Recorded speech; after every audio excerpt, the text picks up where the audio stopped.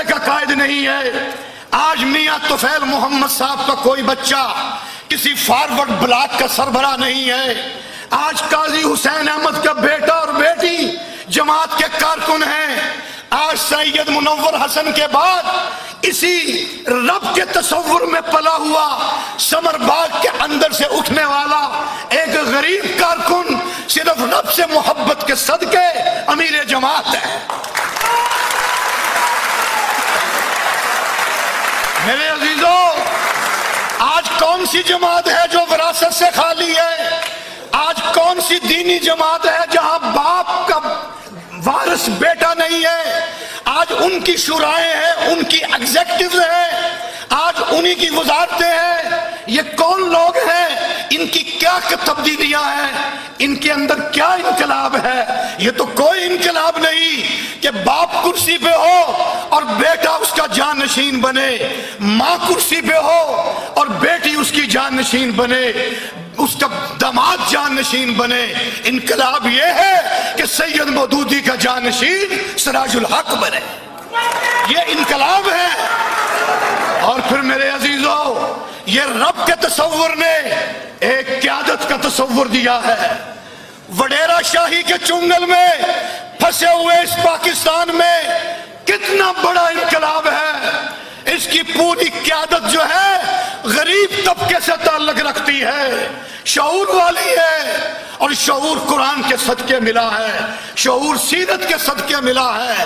غریب قیادت کو اگر کسی نے اس ملک میں اٹھایا ہے تو جماعت اسلامی نے اٹھایا ہے. مجھے وڈیروں کے پشتیبان بتائے کہ ان کی کابینہ میں کتنے غریب ہیں، ان کی سینٹرل ایگزیکٹو میں کتنے غریب ہیں. لیاقت بلوچ بیٹھے ہیں، مظفر گڑھ سے آئے ہیں، لاہوریوں کے دلوں میں بستے ہیں، سیکرٹری جنرل جماعت اسلامی پاکستان ہے. اس لیے کہ ان اکرمکم عند اللہ اتقاکم. یہ وراثت نہیں ہے.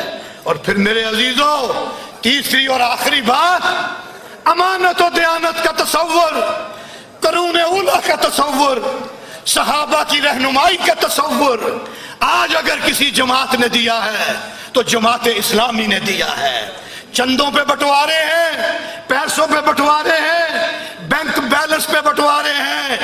ایک ایک پائی کا حساب مرکز سے لے کے چیچوں کی ملیاں کی جماعت تک ہوتا ہے. گاڑیاں چلتی ہیں، ایک ایک کلومیٹر کی لکھائی ہوتی ہے. کوئی مائی کا لال ایک پیسے کی جواب دہی سے نہیں بچ سکتا. وہ امیر کراچی ہو، وہ امیر لاہور ہو، وہ امیر پاکستان ہو. اور اس کی بڑی مثالیں ہیں، وقت نہیں ہے.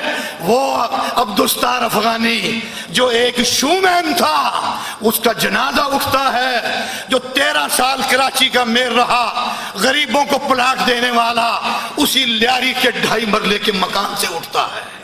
یہ جماعت اسلامی ہے جس نے یہ معیار دیا ہے. نعرہ تکبیر. بس میرے عزیزوں، انشاءاللہ یہ قافلہ رواں دواں رہنا ہے.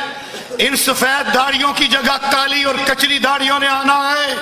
پردم ہے اگر تو نہیں خطرہ ہے استاد.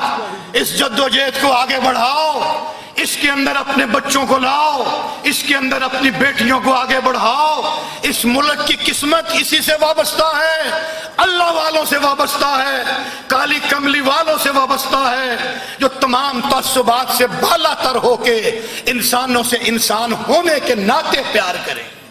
اور میرے عزیزوں، حضرت علامہ کا ذکر آیا، جنہوں نے مولانا کو دعوت دی.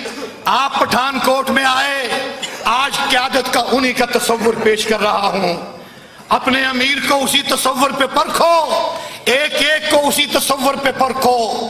تو نے پوچھی ہے امامت کی حقیقت مجھ سے، حق تجھے میری طرح صاحب اسرار کرے. ہے وہی تیرے زمانے کا امام برحق جو تجھے حاضر و موجود سے بیزار کرے.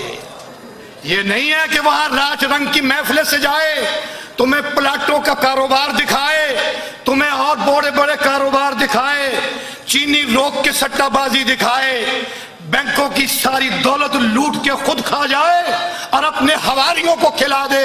یہ لیڈرشپ نہیں ہے.